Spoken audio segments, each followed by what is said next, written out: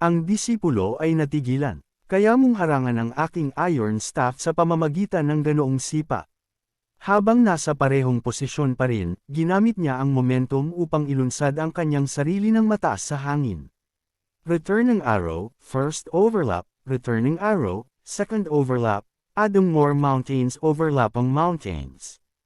Ang kahoy na tungkod ay nabali sa dalawa, at ang humahawak nito ay hindi makapaniwala sa kanyang mga mata. Hindi, imposible ito. At gaya ng dati, isang mabilis na pagpalo sa ulo ang nagpabagsak sa disipulo. May sumigaw sa karamihan, nanalo na naman siya. Iyon na ang huling hantungan. Habang ang bawat disipulo ng Shaolin na naruroon ay sabay-sabay na sumugod sa kanya. Hayaan niyo ako sa kanya. Hindi, ako ang susunod. Mukhang ang tunay na lakas ng Shaolin Temple ay nagsisimula pa lamang magpakita. Ngunit tumawa lang siya ng malakas. Haha, natutuwa ako at pumunta ako sa Shaolin Temple. At sa loob ng maikling panahon, ang bawat disipulo ng Shaolin ay nakahandusay na talunan, tuluyang nalupig. Pagkatapos ay nagsalita ang isa sa mga bumagsak na monghe. Paano niya nagawang master ng Vajra Heaven Wheel? Kumunot ang kanyang noo, nag-iisip, at ang kanyang kahusayan, mas matindi pa kaysa sa akin. Sa pagngangalit ng kanyang mga ngipin, tumalon siya sa hangin. Naglunsad siya ng isang sipa, sumusumpa, pagdating sa hand-to-hand combat, hinding-hindi ako matatalo. Habang lumalapit siya para sa atake, ang lahat ng disipulo ay umungol ng may paghihikayat, ngunit madali itong naiwasan ng kanyang kalaban, panuurin at matuto. Ang umaatake ay natigilan. Hindi niya kayang gumawa ng isa pang flip, di ba? Mula sa itaas, isang sipa ang diretsyong tumama sa kanyang baba. The Diamond Illusion Chain Kick. True Intent, A triple. Overlapping Strike. Siya ay tumalsik palayo. Ang kanyang mga mata ay naging puti na lang. Ang mga miyembro ng Shaolin ay napahawak sa kanilang mga ulo sa panghihinayang. Napatumba na niya ang 7 sa aming mga kasamahan. Sa ganitong tulan, ano ang mangyayari sa reputasyon ng mga disipulo ng ikatlong henerasyon ng Shaolin? Bigla, isang boses ang pumutol sa tensyon. Huwag kayong mag-alala, isang malakas na master ang lumitaw. Si Li Qian ang susunod. Sapat na ang pagpapakitang gilas para sa araw na ito. Ang kanyang mga mata ay puno ng kumpiyansa. Napaisip si Menchi sa kanyang sarili.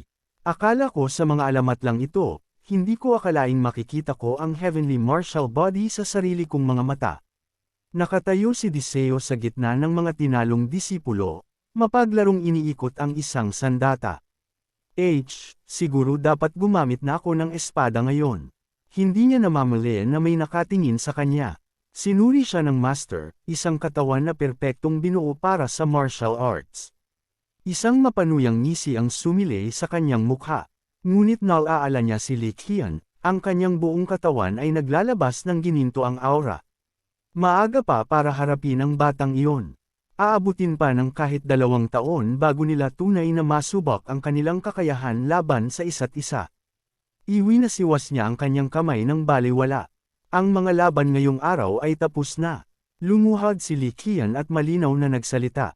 Ang disipulo ng ikatlong henerasyon na si Li Qian ay mapagkumbabang humihiling na payagan ng master na magpatuloy ang kompetisyon. Nawalan ng kibo ang mukha ng master habang nag-iisip. Ang batang ito ay hindi kailanman humingi sa akin ng anuman. Gusto ba talaga niyang labanan ang batang Panginoon na iyon? Nang makitang nakaluhod pa rin si Li Qian, ang master ay hindi alam ang gagawin. Maya-maya lang biglang lumitaw si Namgang Dayan mula sa kung saan. Umalangaw-ngaw ang kanyang masayang boses. Halika na, hindi ba ang lahat ay curious? Ang heavenly martial body laban sa Vajra body. Sino ang mananaig? Ako para sa isa ay talagang gustong makita ang laban na ito. Sumulyap si Menchi kay Mintam, na tumanggo bilang pagsang-ayon. Masigasig na nagpatuloy si Namgang Jan. Gawin na nating huling laban ito para sa araw na ito. Marami pa tayong oras. Wala na bang ibang gustong makakita nito? Bakit ang lungkot ng inyong mga mukha? Sa wakas ay sumagot si Mintam. Sige, papayagan ko kayong dalawa na magkaroon ng laban. Nagbunyi si Namgang sa tuwa. Phew, malapit na iyon. Sumali si Mung, inilalagay ang kanyang taya. Itataya ko ang pera ko sa batang Panginoon. Nakatayo si Baton sa katahimikan. Isang tingin ng galit sa kanyang mukha. Tumayo ng matuwid si Likhian, pinagdikit ang kanyang mga kamay, at nagtanong, handa ka na ba? Sumagot si Likhian ng kalmado. Palagi, kumunot ang noo ng lalaki. Bakit mo ako kinakausap ng ganyan? Nanatiling hindi natitinag si Likhian, 17 taong gulang na ako at talagang wala kang laban sa akin, kaya magsasalita ako kung paano ko gusto. Isang nakakadurog na alon ng presensya ang nagmula kay Likhian, na pumilit sa lalaki na umatras ng isang hakbang. Ano ba ito? Bakit ako napapa-atras? Sabi ni Likhian, ang kanyang boses ay walang emosyon. Kung hindi ka kikilos, ako ang kikilos. Mabilis siyang gumalaw, tila isang malabong anino, pinapaliit ang distansya sa isang iglap. Iwinasiwas ng lalaki ang kanyang espada upang umatake, ngunit tuluyang natigilan sa bilis ng bata. Napakabilis. Ang tungkod ay hamampas ng direkta sa kanyang mukha. Ngumiti lang si Likhian. Sige na, seryosohin na natin ito. Mukhang naging masyado akong pabaya. Ikinuyong ni Likhian ang kanyang kamay. Sige, simulan na natin. Hindi kailangang maging masyadong tense. Habang papalapit ang kamao, casual itong hinarangan ng lalaki gamit ang kanyang kahoy na espada. Isang suntok lang ito. Ang kahoy na espada ay nabali ng malinis sa dalawa. Nanlaki ang kanyang mga mata. Ano? Ang kahoy na espada ay hindi lamang nabali. Ito ay sumabog sa mga piraso. Kinailangan niyang iyuko ang kanyang ulo upang maiwasan ang mga lumilipad na piraso. Ang espadang gawa sa black bamboo ay ganoon kadaling nabali. Payo ni Likhian, siguro dapat kang pumili ng ibang kahoy na espada. Ninas ang lalaki sa pag-iisip. Dapat sana ay iyon na ang perpektong pagkakataon, pero hindi man lang siya nagpatuloy sa pag-atake. Minamaliit mo ako, itinapon mo ang kabilang bahagi ng iyong espada, punto ni Likhian. Sige na, kumuha ka ng espada. Kung wala ka, ipapahiram ko pa sa iyo ang sa akin. Tinuya siya ng lalaki, inuulit, kumuha ka ng espada. Kung wala ka, ipapahiram ko pa sa iyo ang sa akin. Tumawa siya, itinataas ang kanyang mga walang lamang kamay. Hindi ko kailangan iyan. Ako ay master ng hand-to-hand combat. Ang drunken fist. Nagsimula siyang gumalaw, ang kanyang mga hakbang ay mabilis at may ritmo. The drunken 8 immortal step. Direkta niyang itinusok ang dalawang daliri patungo sa mga mata ni Likhian, ngunit agad itong binaliwala. Mabilis na iniba ang kanyang atake sa isang sipa sa binti ni Likhian. Hindi man lang gumalaw si Likhian, ngunit ang sariling binti ng lalaki ay pula na ngayon at namumula. Nakatitig ang lalaki sa kawalan ng paniniwala. Ano? Ang kanyang katawan, parang tumatama sa solidong bakal. Kalmadong paliwanag ni Likhian. Kaya nga sinabi ko sa iyong gumamit ka ng espada. Pagkatapos ay tumalon siya ng mataas sa hangin. Ibinaba niya ang kanyang kamao, na bumibigkas ng, amataba, tapusin na natin ito. Alam ng lalaki na hindi siya makakaiwas. Makakaiwas pa ba ako rito? Desperado niyang naisip. Kung hindi, patay ako. Nagpasya siyang itaya ang lahat. Ikinuyong niya ang sarili niyang kamao. Kung iyon ang gusto mo. Itinanam niya ang kanyang mga paa ng matatag, tinitipon ang kanyang enerhiya. Kung kampante ka sa Diamond Heart Body mo na iyan, tanggapin mo ito, 100 Steps, Divine Fist. Ang dalawang kamao ay nagbanggaan ng may nakakabinging dagandong. Napahawak ang lalaki sa kanyang namumula at namamagang braso sa tindi ng sakit. Napakasakit, sigaw ni Menchi. Hindi ka panipaniwala, si Namgang Dion. May nagtanong. Oo, sagot ng matanda, na nagsimulang magpaliwanag. Ang tanggapin ng 100 Steps Divine Fist ng harapan laban sa kanyang diamond body at nakatayo pa rin. Nagmamasid si Likhian ng may interes. Paano yun naging posible? Sumigaw ang lalaki sa galit. Layo sa akin, ikaw na halimaw. Isang bugzo ng excitement ang sumilay sa mukha ni Likhian. Ito ang unang pagkakataon na may hindi bumagsak matapos kong gamitin ang aking buong lakas. Napansin ni Menchi, mukhang wala nang mayaalok ang Shaolin Temple sa batang iyan. Marahil kung si Diseo iyon, may pagkakataon pa. Bilis, dalhin siya sa medical hall. Samantala, ang sawimpalad na si Namgang Jan ay ibinigay ang kanyang natalong pera sa taya kay Manhang. Nakatayo si Menchi habang pinapanood ang walang humpay na pagtugis ni Liqian kay Deseo na lalo lamang nagpaliyab sa kanyang galit. Ano ba ang dahilan at sinusundan mo ako? Sa sandaling iyon, ang manggagamot mula sa Imperial Medical Hall ay dahan-daang hinawakan ang kamay ni Deseo at sinabi ng may bahagyang tawa, isang malaking panghihinayang. Kung ang tama na iyon ay tumama ng mas malakas pa ng kaunti, siguradong nadurog ang iyong buto. Gayunpaman, mas mabuting resulta na ito. Pagkatapos ay nagtanong siya, napakasakit, di ba? Ang tindi ng sakit na gugustuhin mo na lang mawala ng malay, tama? Kung ganoon kasama iyon, sige lang at sumigaw ka. Makakatulong iyon. Pagkatapos ay nagtaka ang manggagamot, normal ba itong reaksyon? O sadyang tinitiis mo lang dahil isa kang martial artist? Sumimangot si Deseo, na nagbibigay ng inis na tingin sa manggagamot.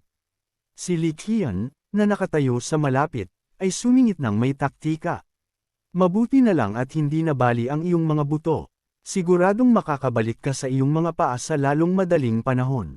Nanatiling tahimik si Deseo, nakayuko ang ulo at madilim ang ekspresyon. Sa wakas ay sumabog siya, tumayo at sumigaw direkta sa mukha ni Liqian. Bakit ka ba dakdak ng dakdak sa tabi ko sa buong oras na ito? Kalmadong sagot ni Liqian, nag-aalala lang ako sa iyo. Hindi nagpigil si Deseo, kung sa tingin mo ay okay na ako, umalis ka na rito. Hindi naglaho ang ngiti ni Liqian, ang kanyang mga mata ay nag-aapoy sa sigla. Hindi, mananatili ako rito hanggang sa tuluyan ka ng gumaling at handa na para sa ating susunod na laban. Sumabog si Deseo, baliw ka ba? Ang mga buto ko ay halos maging alikabok na. Pinagdikit ni Liqian ang kanyang mga kamay, na nagpapakita ng isang kaawa-awang ekspresyon. Pero ang iyong mga buto ay ayos naman.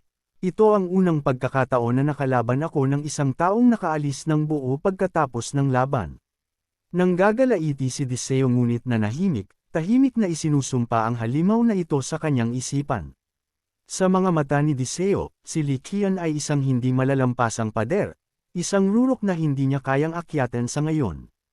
At habang papalapit siya, lalong nagiging nakakatakot ang pader na iyon. Napagtanto niya na hindi ito binuo sa loob ng isang gabi, kundi pinanday mula sa hilaw na talento at matinding pagsisikap, isang katawang parang diamante. Habang hinahawakan ng sugat sa kanyang braso, naisip ni Deseo sa kanyang sarili, aabuti ng walang hanggan para bumuo ng isang pundasyon na ganoon katatag. Pero hindi iyon ang kailangan ko ngayon, ang kanyang tingin ay nakatuon sa pangangatawan ni Liqian, isang balangkas na tuluyang nababalot ng hugis na parang diamante. At bigla, napagtanto ni Deseo kung ano ang kulang sa kanya. Ang kailangan ko ay isang katawang katulad niyan. Kung mayroon akong katawan na katulad ng kay Liqian, kaya ko ba itong galawin ng eksakto sa gusto ko? Tataas ba ang aking bilis, lalong lalakas ang aking kapangyarihan? Sa pamamagitan lamang yun, sa wakas ay mababasag ko ang pader na iyon ng walang pag-aalinlangan. Napabalikwas si Deseo, mukhang ang pananatili ko sa Shaolin Temple ay magiging mas matagal kaysa sa aking pinlano. Nagliwanag ang mukha ni Liqian nang marinig iyon. Ayos, maaari kang manatili rito habang buhay kung gusto mo. Samantala, isang matanda ang dahan-daang bumababa sa bundok nang napatigil siya sa isang kakaibang tanawin. Mula sa paanan ng bundok, si Deseo ay naghihila ng isang dambuhalang bato, kumukuha ng bawat mabagal na hakbang pataas sa dalasdes. Napasinghap ang matanda sa kawalan ng paniniwala. Anong pagong ito? Ngunit hindi siya pinansin ni Deseo, patuloy lang sa pagtulak pataas. Naaalala niya ang kanyang mga martial arts stances. Kapag nagsasanay ng lower body, kailangan mo munang masteran ang horse stance. Pagkatapos nyun, lahat ay tungkol sa progressive overload. Kaya, ang perpektong kombinasyon ng dalawa ay ang deep squat walk. Nagsasanay siya kung paano sumulong habang binabawasan ang presyon sa kanyang mga binti. Ang bulubundukin ay walang katapusan, ngunit hindi siya nag-atubili.